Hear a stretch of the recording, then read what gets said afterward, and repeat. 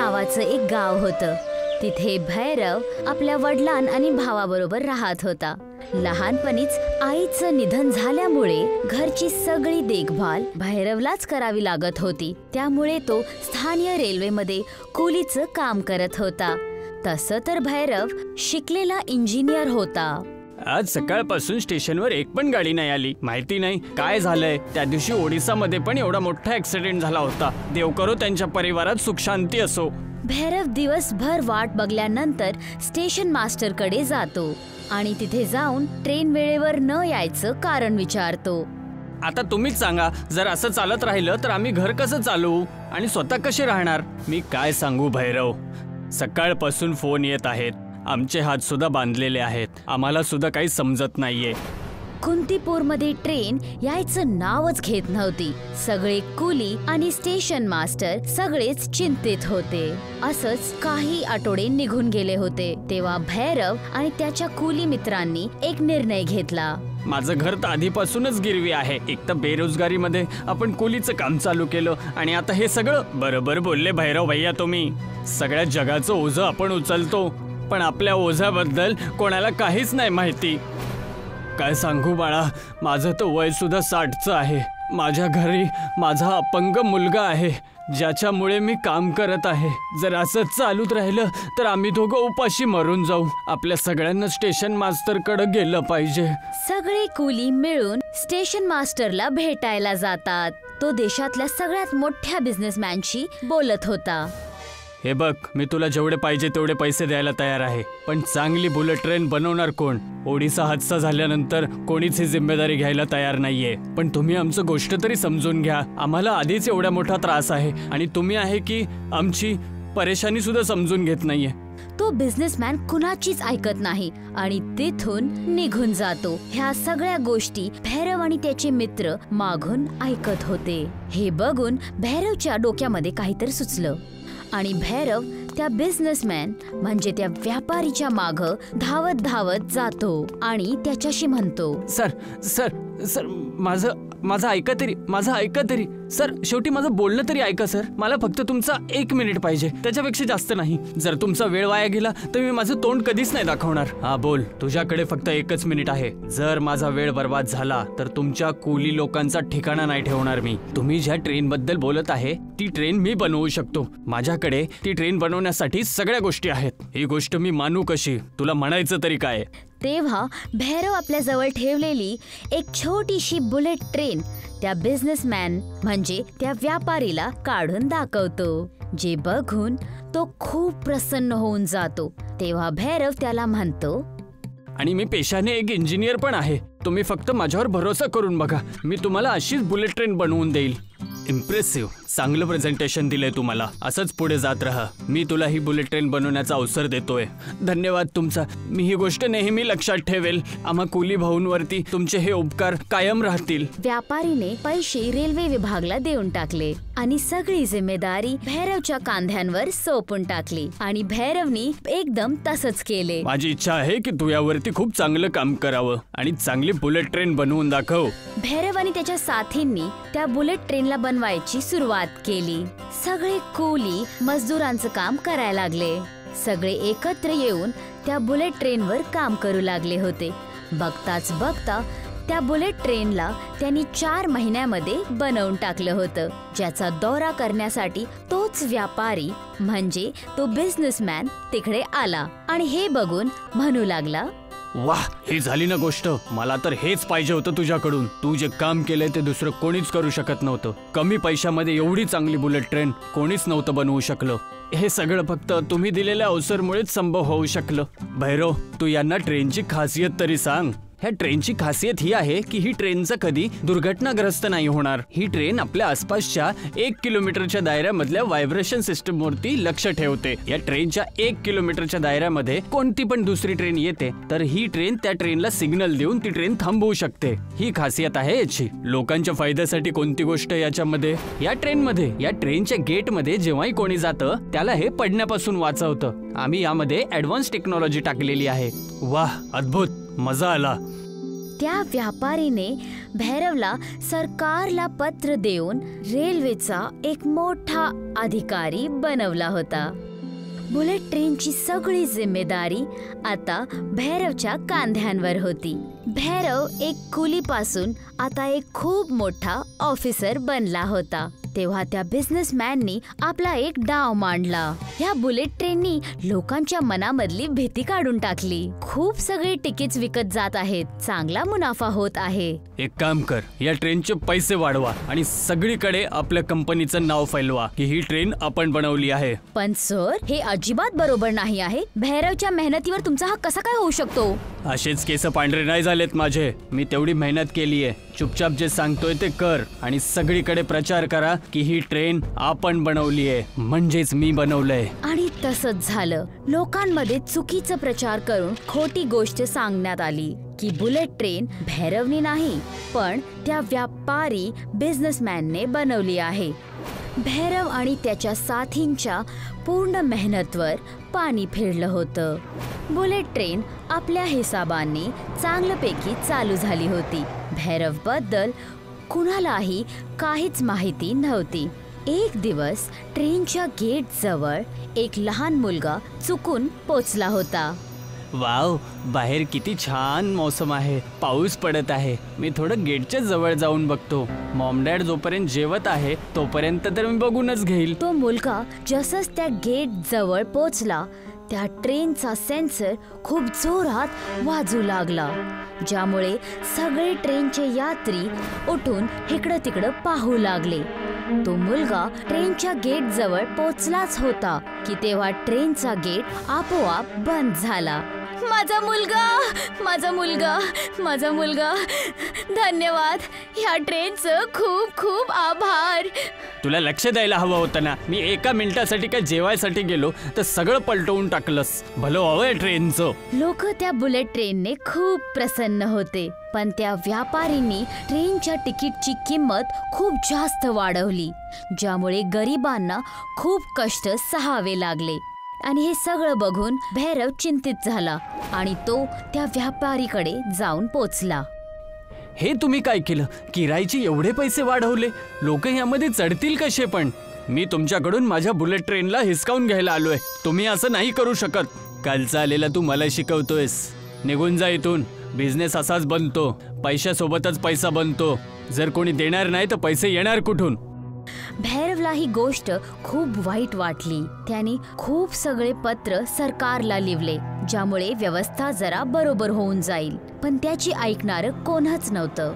एक दिवस त्याच व्यापारीची बायको आणि त्याचा मुलगा त्या ट्रेनमध्ये प्रवास करत होते आणि त्या व्यापारीची बायको अचानक त्या ट्रेनमध्ये आजारी पडते, जे बघून तो व्यापारी खूप जास्त घाबरतो आणि इकडं तिकडं जाऊन आरडाओरड करू लागतो. मला वाचवा, माझा श्वास घुटतोय. मला श्वास घ्यायला खूप कष्ट होतोय. मला वाचवा, प्लीज प्लीज, मला वाचवा. वाचवा, कोणी माझ्या पत्नीला वाचवा. वाचवा, कोणी माझ्या पत्नीला वाचवा. तेव्हा त्या व्यापारीची नजर एका लाल रंगाच्या बटनावर पडते, जे त्या डब्याच्या एकदम समोरच होते. त्या व्यापारीने उशीर न करता त्या बटनला दाबले आणि जसंच त्यानं ते बटन दाबलं, ती बुलेट ट्रेन जवळच्या रेल्वे स्टेशनवर लगेच थांबली आणि रेल्वेचे सहकर्मी लगेच त्या व्यापारी जवळ पोचले. तेव्हा तो व्यापारी त्यांना म्हणाला, माझ्या पत्नीची तब्येत अचानक खराब झाली.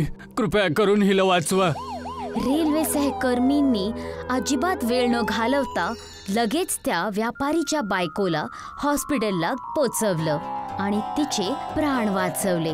तेव्हा जाऊन त्या व्यापारीला स्वतःच्या चुकीचं भान झालं आणि त्यांनी भैरवची माफी मागितली.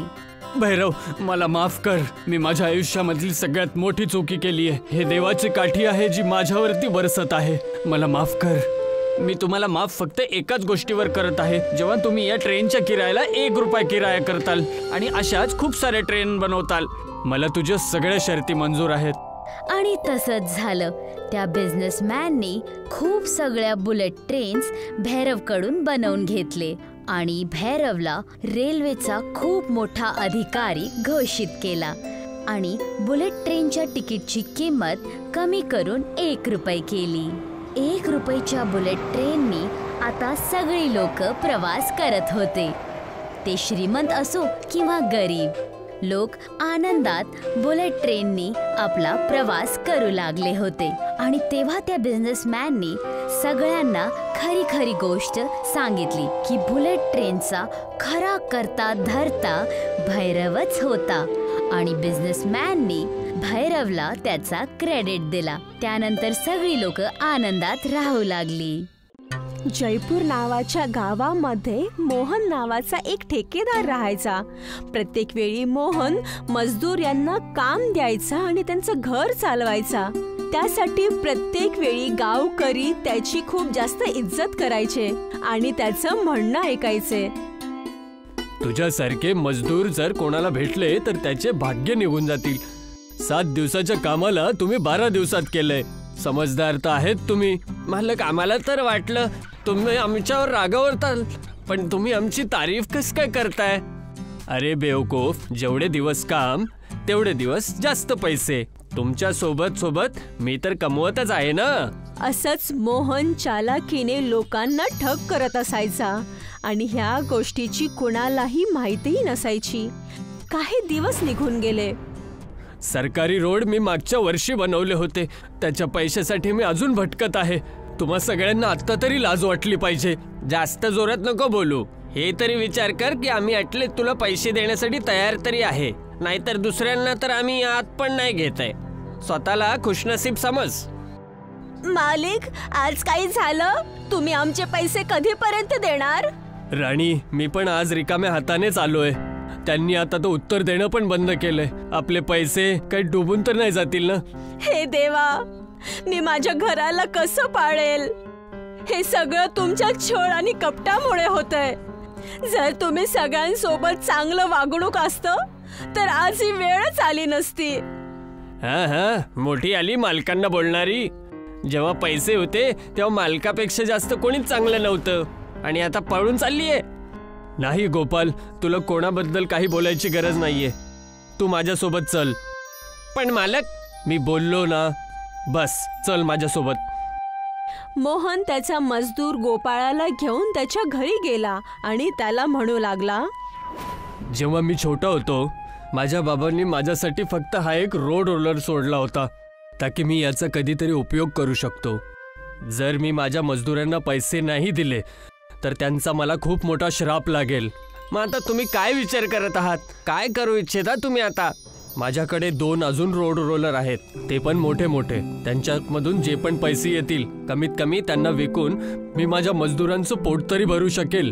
मोहन आणि गोपाल त्या छोट्याशा रोलरला घेऊन त्याचे गावाचे सरपंच, जे की जमीनदार पण होते, त्यांच्याकडे विकण्यासाठी गेला आणि म्हणू लागला, माझं डोकं आजपर्यंत कधी झुकलं नाहीये सरपंच साहेब. माझी इच्छा आहे की हे छोटंसं रोड रोलर घेऊन मला काहीतरी पैसे द्या, ज्यामुळे मी माझ्या मजदूरांचं पोट भरू शकेल. हे बघ मोहन, माझ्यानंतर गावामध्ये कोणाची इज्जत आणि सन्मान आहे तर तो तू आहे. तर मी का तुझा त्रास नाही समजून घेणार? पण माझी एक शर्त आहे. कसली शर्त आहे साहेब? मी काही समजलो नाही. हे बघ, मी कोणतीही गोष्ट घेतली तर मी परत वापस देत नाही, आणि जर तुला ती पाहिजे असेल तर 2 गुणा तुला रक्कम द्यावी लागेल. बोल, मंजूर आहे? हो, मी माझ्या मजदूरांसाठी काहीही करू शकतो. मला मंजूर आहे. मोहन सरपंचकडून पैसे घेतो आणि निघून जातो आणि जाऊन त्याच्या मजदूरांसाठी खूप सगळं जेवण, राशन घेऊन येतो. मालिक, हे काय? तुम्हाला माझ्या बोलण्याचं वाईट वाटलं का हो? मी हे काही पैसे आणि राशन आणलंय. हे आहे तुमची सगळ्यांचं मेहनत. ह्या पैशापासून तुम्ही सगळं आपल्यांचं घर चालवा आणि आपली देखभाल चांगल्या प्रकारे करा. मालिक, आमच्याकडे काही घर ना ठिकाणं आहे आणि गाव आमचं कोसो दूर. आता आम्ही काय करू? बरोबर बोलले गोपाल भाई. जर आपण इथे छोटं मोठं कारोबार सुरू केलं तर काही विकण्याचं काम करूयात. जेव्हा नवीन ठेका येईल त्यावेळेस बघूयात. तू पहिल्यांदा काहीतरी चांगली गोष्ट केली आहे. मी थोडं सोच विचार करून उद्या सांगतो. की आपल्याला अखेर करायचं काय. मोहन तिथून त्याच्या घरी जातो आणि जाऊन विचार करू लागतो. तेवढ्यात त्याची नजर त्याच्या घरातल्या अंगणात गेली. तिथून एक रोशनी येत होती. हे एवढ्या रात्री उजेड कसला? कोण आहे तिकडे? कोण आहे? जसं मोहन त्या जागेवरती गेला तर तिथे जाऊन त्यांनी पाहिलं सरपंचने दिलेला मिनी रोड रोलर पुन्हा त्याच्याच घरामध्ये आला आहे, ज्याला बघून तो आश्चर्यचकित झाला आणि तो त्याच्या जवळ गेला. हे इथं कस काय? सरपंच एवढे दयाळू नाहीये की रोड रोलर इथं सोडून जातील. जरूर काही ना काही गोष्ट आहे. खूप वर्ष झाले याला चालवून. मी याला चालवून बघतो. आणि जसं त्या रोड रोलरला मोहनने शिवलं तर त्या रोड रोलर मधून एक चमकत असलेला संदेश पत्र निघालं, ज्याला बघून पहिल्यांदा मोहन खूप घाबरला, पण नंतर तो पत्राला वाचू लागला. जर या पत्राला तू बेटा वाचत असशील तर याचा अर्थ असा आहे की तू मुसीबत मध्ये आहेस. हे रोड रोलर मायावी आहे. तमिळनाडूच्या मंदिरातून पूजलेलं हे रोड रोलर आहे. जेव्हाही जीवन कठीण जाईल तर तू ह्या रोड रोलरच्या मदतीने डोसा बनव, विशाल डोसा, ज्याने पूर्ण 10 लोकांचं पोट भरू शकेल. हे रोड रोलर तुला तुझ्या ठिकाणावरती घेऊन जाईल. मोहनचं पत्र वाचल्यानंतर रोड रोलर तिथून चालू लागला आणि जाऊन मोहनच्या घराच्या मागे थांबला, जिथे मोहनने पाहिलं की एक मोठंसं प्लास्टिकची ताडपत्री जमिनीवरती आहे आणि साफसुथरा रोड रोलर तिथं डोसा बनवत आहे. मोहन त्याच्या साथीदारांना बोलवून त्या जागेवरती गेला. मालक, हे काय? हा काय मांजरा आहे?